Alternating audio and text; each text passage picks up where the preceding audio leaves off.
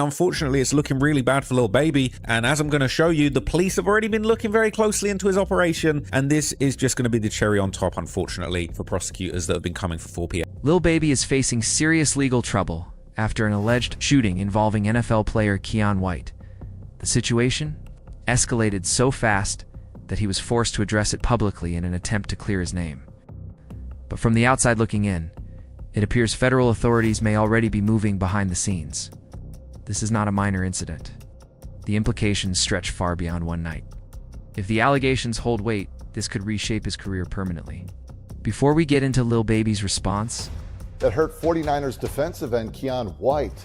It happened early yesterday morning at a nightclub in San Francisco's Mission District. Our partners at SF Standard report White was hosting a Super Bowl party at Delia Lounge on Mission Street. At some point, White got into an argument involving rapper Lil Baby. That's when White was shot in the ankle. Nearby residents say they were woken up by police activity. the entire sequence of events needs to be laid out clearly, because this story is layered. It involves celebrity status, professional sports, nightlife culture, interstate jurisdiction, and long-standing scrutiny from law enforcement. Strip clubs, NFL money, federal investigations, and alleged street ties all converging in one place. And when that many elements collide in a single night, the fallout is rarely small. Keion White is not an anonymous name. He is a 27-year-old NFL defensive end, listed at 6'4" and 285 pounds. A professional athlete who earns millions to compete at the highest level. The San Francisco 49ers had traded for him from the New England Patriots in October, and by all reports, he was in the middle of a breakout season. Window is like right by my bed, and so I saw lights. I think that's why I woke up at first. I think I kind of knew that it wasn't like the most safe place, but honestly, I mean, like, it kind of seems par for the course. Like, I'm not like entirely like, how could this happen here? This is a player whose career trajectory was ascending. Generational wealth was being secured. And in one early morning incident, that future was suddenly jeopardized. What makes it more complex is that Keion White was not known for street affiliations or controversy. By reputation, he focused on football and avoided unnecessary drama. So for him to end up at the center of a shooting investigation raises serious questions about how volatile the situation became. The night in question was February 9th, 2025. Tonight at 11, police are working to try to find out who opened fire on the set of a music video reportedly featuring Atlanta's very own Lil Baby. The shooting happened just before 5 o'clock. 3 men were shot just feet behind me in this parking lot. One shot in the neck, another man shot in the back, the third victim shot in the... Shortly after the Super Bowl, San Francisco was hosting celebrations across the city. Parties filled the nightlife districts. Keion White decided to host a private Super Bowl celebration at Delia Lounge on Mission Street. According to police documentation, this was not a low-key gathering. It was described as a private strip club-style environment with adult entertainers and money scattered across the floor. Officers later wrote that when they entered, there were numerous scantily clad women collecting dollar bills. Some were topless. It was described as a full private entertainment experience. The detail matters, because it sets the tone for the atmosphere. High energy, ego, celebration, status. Lil Baby had performed in San Francisco the night before as part of his tour. Instead of leaving the city quietly, he reportedly attempted to continue the night. According to the police report, his entourage was upstairs at the same venue, but sought access to Keion White's private party downstairs. Suspects, as far as the 3 victims, they are expected to survive. As of this hour, Lil Baby's team has not commented on the shooting. That is where tension began. You have a high-profile NFL athlete hosting a private celebration. You have a globally recognized rapper, accustomed to VIP treatment. Neither position bends easily when pride enters the equation. Witness statements suggest the argument escalated quickly. One witness described Lil Baby's crew as aggressive while trying to gain entry. Another stated that Keion White stood firm and refused to yield access. When 2 high-status individuals collide in a confined, ego-driven environment, escalation can happen fast. A witness reportedly left to retrieve management to defuse the situation. While he was gone, gunshots rang out. When he returned downstairs, Keion White was on the ground with a bullet wound in his left ankle. Panic replaced celebration. people scattered. The club transformed from party scene to crime scene in seconds. Another witness reported hearing 4 shots instead of 2. When officers arrived at approximately 4:06 a.m., they discovered 2 different shell casings, one 9mm and 1.45 caliber. That detail introduced immediate complexity. Either multiple firearms were present, or more than one individual discharged a weapon. Either scenario suggests a serious confrontation rather than an accident. Police also recovered an abandoned cell phone at the scene. That single item could become critical evidence. Digital forensics can reveal location data, fingerprints, DNA traces, communication records, and connections. In investigations involving public figures, phones often tell a deeper story than witness testimony alone. The responding officer described the scene vividly: topless entertainers still gathering cash, blood on the floor, partygoers attempting to leave, and the wounded NFL player being treated. It was a surreal overlap of celebrity excess and criminal investigation. When questioned about who shot him, Keion White reportedly refused to identify anyone. The report noted he was uncooperative on that point. That silence adds another layer to the situation, complicates public understanding of what happened, and leaves investigators to rely heavily on physical and digital evidence. This incident does not exist in isolation. It intersects with prior federal scrutiny involving Lil Baby. That broader context changes the stakes significantly. To understand why this situation carries weight beyond a single nightclub confrontation, you have to look at the broader federal scrutiny already surrounding Lil Baby. This isn't the first time his name has appeared in conversations tied to organized investigations. For years, prosecutors in Atlanta have been examining activity connected to his Four Pockets Full Collective. It's commonly known as 4PF. When District Attorney Fani Willis began targeting alleged gang activity under RICO statutes in Georgia, Lil Baby's name surfaced in that larger narrative. Federal investigations don't begin overnight. They build slowly. Surveillance, financial audits, social media analysis, lyrics examined as potential evidence, associations mapped out. Authorities often compile years of data before making visible moves. When someone is already under scrutiny, any new incident becomes magnified. It is no longer viewed as isolated. It becomes potential pattern reinforcement. One prior event significantly escalated attention around him. Lil Baby filmed a music video in an area of Atlanta known to be tied to rivals. Footage reportedly showed him and his crew flashing money, signaling affiliations, and filming in a location widely recognized as enemy territory. In street dynamics, that kind of action is interpreted as provocation. It sends a message of dominance and defiance. After that video went viral, retaliation reportedly followed. Armed individuals allegedly targeted Lil Baby's neighborhood in response. In the chaos that unfolded, 2 teenagers, ages 16 and 17, were killed in crossfire. They were not the intended targets. They were not part of the dispute. But their deaths became central to the federal interest in the situation. Investigators reportedly began examining whether the music video itself constituted gang-related activity that triggered violence. Prosecutors can argue under RICO statutes that leaders who encourage or enable provocation share responsibility for the foreseeable consequences. That is how these cases are structured. It is not about one trigger pull. It is about enterprise leadership and the chain of cause and effect. From that point forward, authorities allegedly began treating 4PF not merely as a record label but as a potential criminal organization. Associates were examined, criminal histories reviewed, financial movements traced, communications intercepted. RICO cases are designed to capture patterns across time rather than single moments. Lil Baby responded by making visible structural changes. He dissolved the 4PF label and introduced a new brand identity called Glass Window. The symbolism behind that rebrand was notable. Glass suggests transparency, visibility, nothing hidden. It projected the message of legitimacy and openness. Alongside the rebrand came image adjustments. Social media content shifted toward business ventures, philanthropy, and family life. Public appearances emphasized entrepreneurship rather than street affiliation.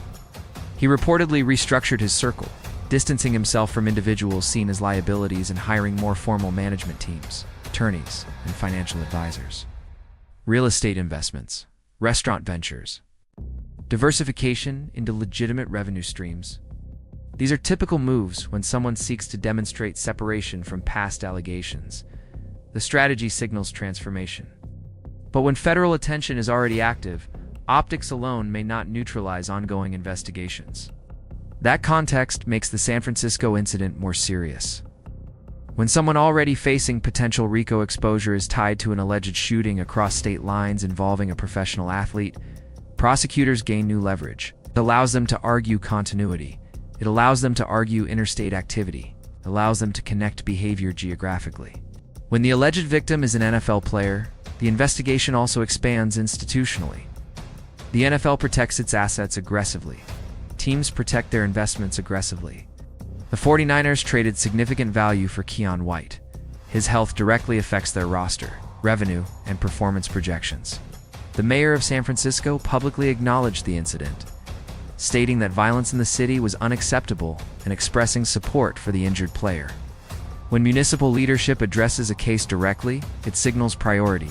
It increases law enforcement resources and interagency coordination. There is also jurisdictional complexity.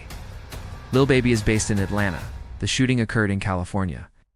That alone introduces interstate implications. When incidents cross state lines and involve commerce, including professional sports, organizations operating nationally, federal jurisdiction becomes easier to justify. Prosecutors could argue that this was not a spontaneous altercation, but part of an ongoing pattern tied to broader organizational conduct. That is the core of RICO theory. Establish an enterprise. Establish continuity. Establish acts furthering its interests. Whether those arguments hold legally is another matter. But the framework is available. On the criminal side, potential charges could include attempted murder, assault with a deadly weapon, conspiracy, and firearm violations. In California, attempted murder alone can carry severe sentencing exposure. Add enhancements and conspiracy allegations, and the numbers climb quickly. On the civil side, Keion White could pursue financial damages for lost earnings, medical costs, and long-term career impact. The 49ers organization could also seek compensation for contractual loss if his career is affected. In cases involving professional athletes, projected earnings are calculated in multi-million-dollar figures. This creates a dual pressure system: criminal jeopardy, civil financial exposure, both moving simultaneously. And when federal authorities already have years of compiled material, a high-profile interstate shooting does not shrink scrutiny. It intensifies it. Now, this is where the situation shifts from local chaos to national consequence.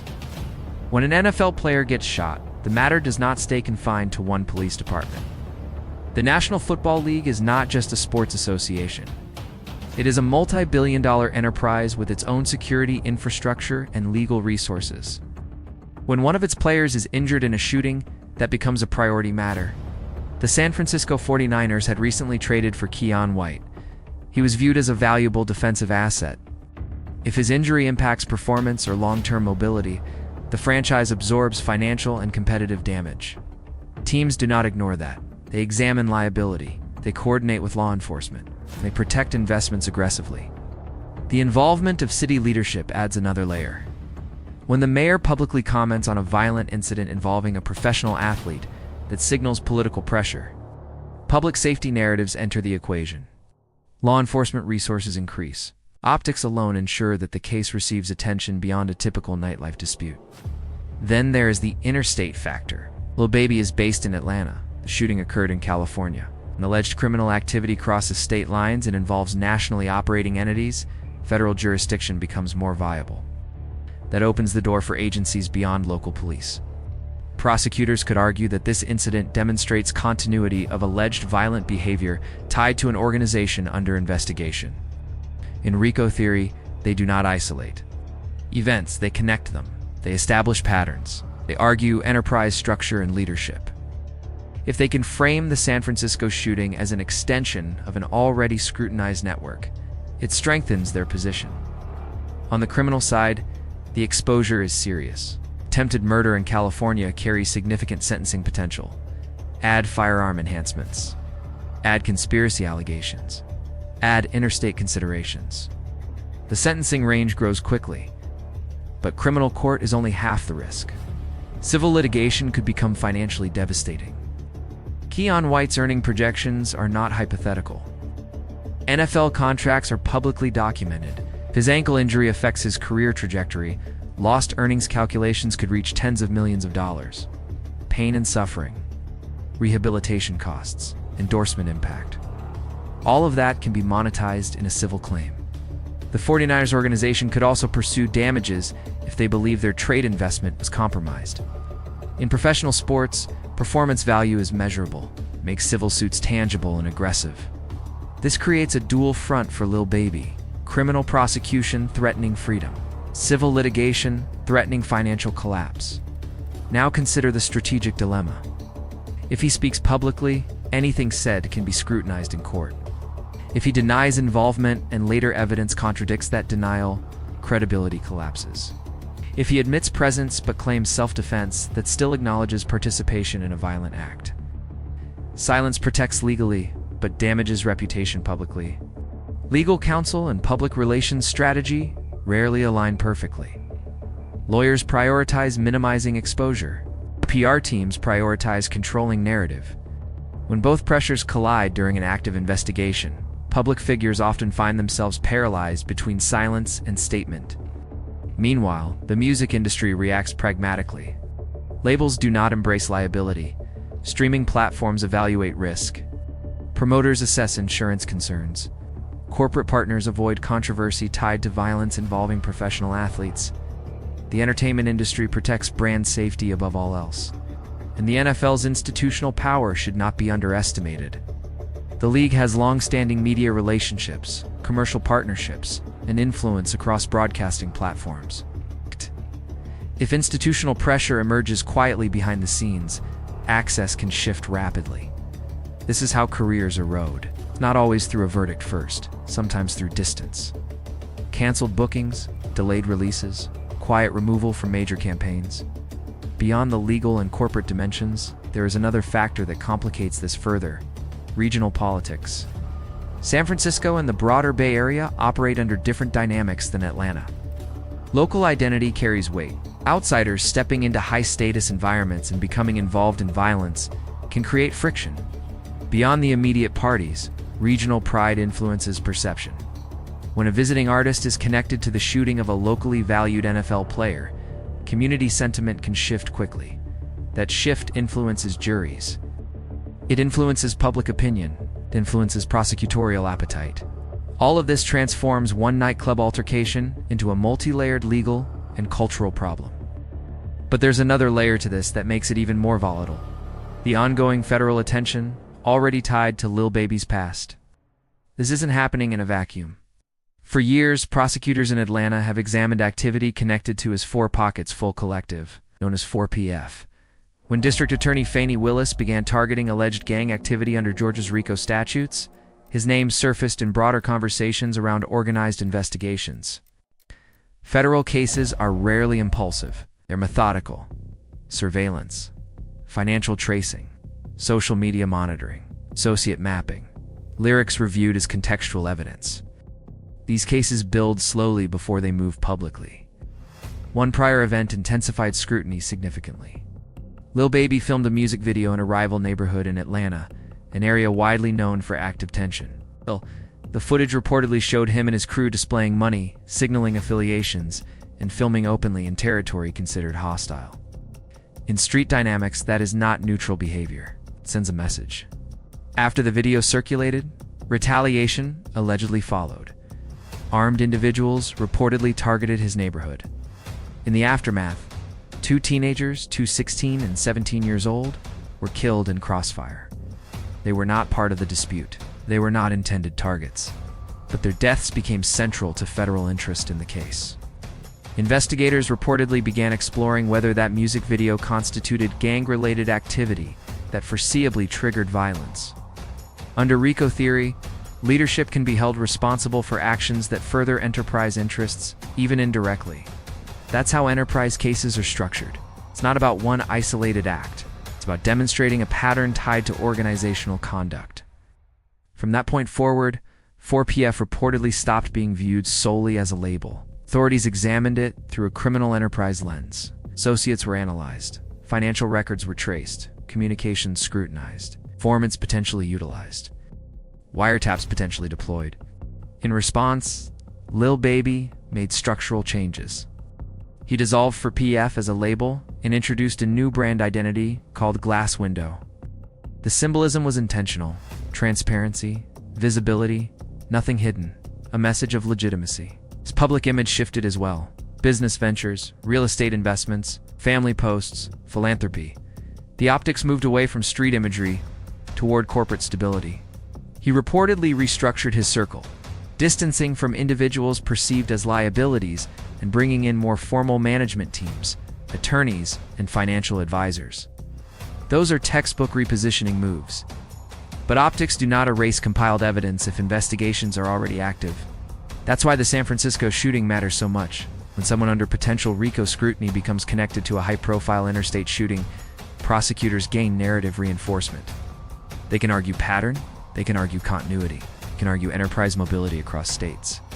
Whether those arguments ultimately hold in court depends on evidence, but the framework exists. Now consider the timeline. If California authorities pursue attempted murder charges while federal prosecutors finalize a broader RICO indictment from Atlanta, the pressure becomes overwhelming. Arrest in one jurisdiction, indictment in another, simultaneous legal battles. RICO cases have historically high conviction rates when brought federally. Prosecutors do not move unless they believe they have leverage. They use plea deals strategically. Smaller associates are offered reduced exposure in exchange for testimony. Communication records become central evidence. Financial transfers are analyzed for enterprise linkage. If federal charges drop while he is fighting a state case, leverage shifts dramatically. Cooperation becomes an option, but cooperation in RICO rarely eliminates serious time. Even cooperating defendants often face significant sentences. Mandatory minimums are unforgiving. If he fights and loses, life sentences are not theoretical. If he pleads, double-digit years are realistic. And this is where the larger tragedy narrative enters. Lil Baby built generational wealth. He had platinum records, sold-out tours, corporate partnerships, industry leverage. He had already begun transitioning toward long-term business positioning. Balancing street identity with mainstream success is a higher-risk equation. When image and environment remain tied to past affiliations, federal scrutiny rarely disappears quietly. This San Francisco shooting, whether ultimately proven or not, amplifies every prior allegation. It reinforces narratives prosecutors may already be preparing to present. What once looked like isolated controversies now appear interconnected under federal theory. And when that shift happens, outcomes change. Now step back and look at the broader pattern prosecutors could attempt to construct. They would not frame this as a single altercation inside a strip club setting. They would frame it as escalation. They would argue continuity. They would argue that when conflicts arise, violence follows. That narrative is powerful in a courtroom. RICO cases are not built around emotion. They are built around structure. Establish an enterprise. Establish leadership. Establish a pattern of racketeering activity. And connect each event like dominoes. The Atlanta music video incident, alleged retaliatory shooting that resulted in 2 teenagers losing their lives. The restructuring of 4PF. The San Francisco nightclub confrontation. Prosecutors do not see these as separate chapters. They attempt to link them into one story.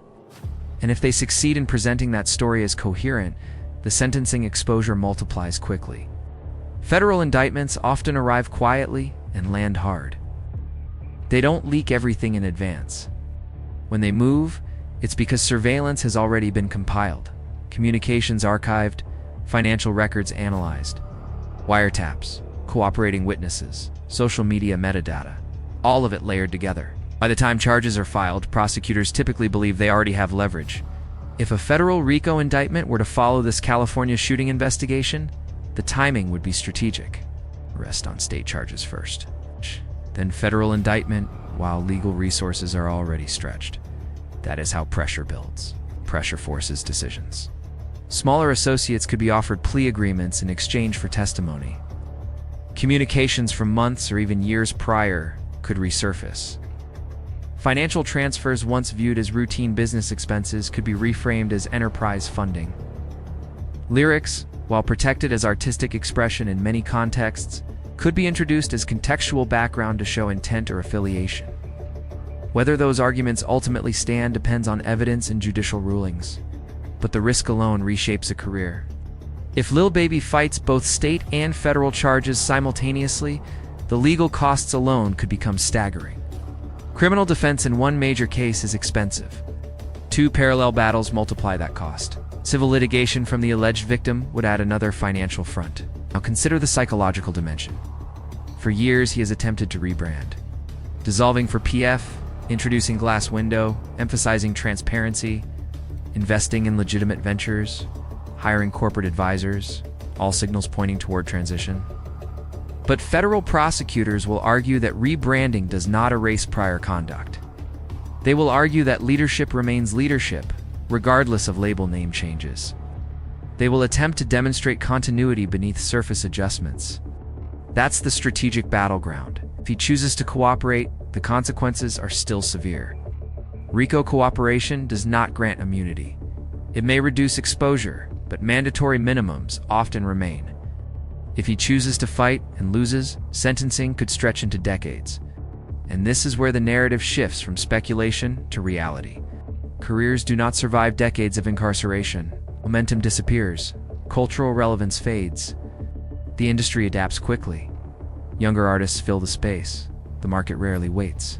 Lil Baby build influence, wealth, and mainstream success. But mainstream success does not insulate against federal prosecution. In some cases, it intensifies scrutiny. The stakes are no longer about image, they're about freedom. Beyond the courtroom, there is the industry response. Record labels assess risk constantly. Insurance providers evaluate exposure. Promoters analyze liability.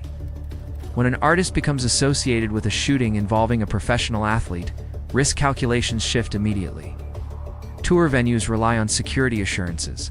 Sponsors rely on brand stability. Streaming platforms evaluate public backlash. Corporate partnerships rarely survive prolonged criminal trials tied to violence. And the NFL's influence cannot be ignored. The league maintains broadcasting leverage, advertising partnerships, and long-standing media relationships. If institutional pressure builds quietly, access can close quickly. Blacklisting does not need to be announced publicly. It happens through canceled bookings and silent distancing. The Bay Area dynamic also matters. Regional identity carries weight. When an out-of-state rapper becomes connected to violence involving a local sports figure, local sentiment hardens. Community perception influences juries. It influences prosecutors. It influences political appetite. Lil Baby may carry influence in Atlanta, but in San Francisco, that influence does not transfer automatically. Outsider status can amplify hostility. There is also the internal tension between street credibility and mainstream positioning. Attempting to balance both worlds creates friction. Street identity demands loyalty and reputation. Corporate success demands stability and risk management. When those two worlds collide publicly, neither side protects you fully. The larger lesson here is structural. Federal investigations do not rely on one dramatic incident. They rely on patterns. If prosecutors can argue that public image adjustments were cosmetic while enterprise activity continued underneath, they strengthen their theory. If they cannot connect the dots legally, the case weakens. That will depend on evidence, surveillance, and cooperation dynamics. But as it stands, the convergence of factors is severe. Interstate jurisdiction, an injured NFL player. Existing RICO scrutiny. Public visibility. Political commentary. Civil financial exposure. This is not a minor legal scare. It is potentially crucial. If charges are filed and convictions follow, the outcome could mean decades behind bars. If civil suits succeed, financial devastation could follow even without maximum criminal sentencing. The tragedy narrative becomes clear. Talent and opportunity do not neutralize risk when past affiliations remain active in federal theory. The streets do not factor in Grammy nominations or streaming numbers. Federal indictments do not pause for platinum plaques. At this stage, everything depends on evidence and prosecutorial timing. But one fact remains. When federal attention and high-profile violence intersect, outcomes rarely stay small. At the center of all this is a hard reality. When someone reaches the highest level of success, the margin for error disappears. The more visible you are, the less room you have to move carelessly. And when federal scrutiny is already hovering in the background, even one chaotic night can shift everything. Right now, Lil Baby is standing at a crossroads that few artists recover from. On one side is the possibility that evidence does not support the most serious allegations. On the other side is a federal theory that connects prior investigations, interstate activity, and a high-profile shooting into one structured case. If prosecutors decide to move aggressively, the consequences will not be temporary. The legal system moves slowly, but when it moves with intent, it is methodical. Indictments are not emotional decisions. They are built on collected data, surveillance logs, financial trails, communications, witness cooperation. By the time federal charges appear publicly, groundwork has usually been laid quietly for years. And if that groundwork includes this San Francisco shooting, the argument becomes straightforward from a prosecutorial standpoint. They would not frame it as an isolated ego clash at a private party. They would frame it as escalation within an alleged enterprise structure. It would argue pattern, mobility, and leadership responsibility. If that theory holds in court, sentencing exposure could reach into decades. If it fails, reputational damage may still linger long after acquittal. The industry rarely restores momentum at the same pace it once existed. Public trust fractures quickly and heals slowly. There is also the civil dimension that cannot be ignored. Even if criminal charges are reduced or dismissed, civil litigation operates under a different burden of proof. Financial liability does not require a criminal conviction. If Keion White's career trajectory is altered permanently, compensation claims could follow regardless of criminal outcome. So this is no longer about music alone. It is about survival. Legal survival. Financial survival. Cultural survival. For years, Lil Baby built a brand that balanced street authenticity with mainstream dominance. That balance is fragile. The moment alleged violence intersects with federal scrutiny and corporate institutions like the NFL, that balance collapses into legal exposure. And this is where the cautionary element becomes clear. The streets operate under one code. Federal courts operate under another. Corporate America operates under another entirely. When those worlds collide, the one with the most resources usually dictates the outcome. If federal indictments arrive in the coming months, it will not be spontaneous. It will be strategic.